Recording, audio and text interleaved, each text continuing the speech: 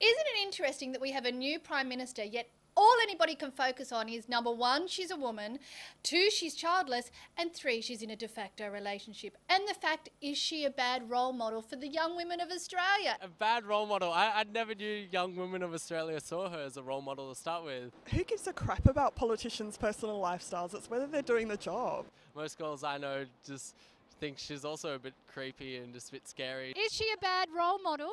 Abbott is a good role model.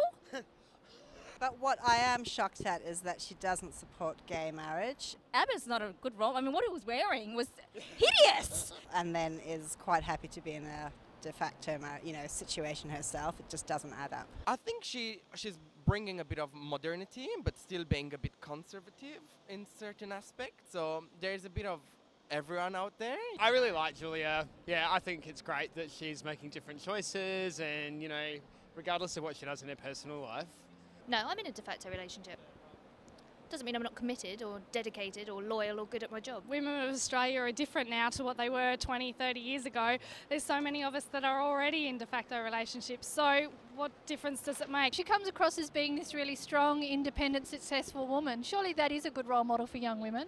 Yeah, definitely, because so many girls get pushed around. If anything, it just proves that, no matter what the personal circumstances of your life, that you shouldn't be discriminated against because of them, and that you can achieve great things because of them.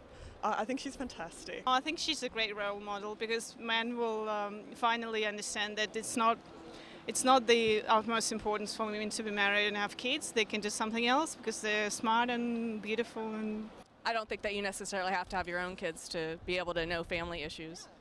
Because she's chosen not to have children doesn't mean she's against children. You can't just say that about her. That's a bit of a generalisation, so I think it's a bit unfair to her. And it doesn't bother you that she doesn't believe in God or anything like that? Not at all.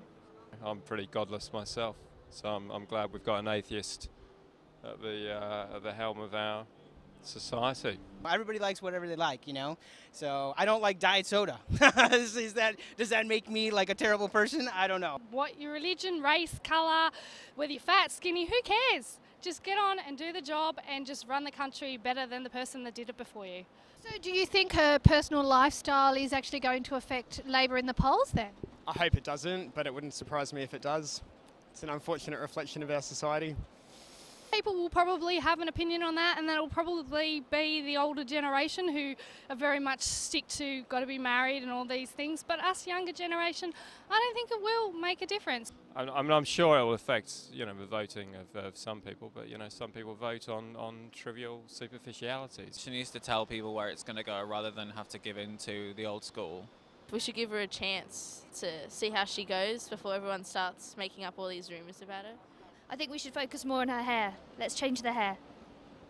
Well, the big question is will Julia Gillard's personal lifestyle actually affect Labor's popularity?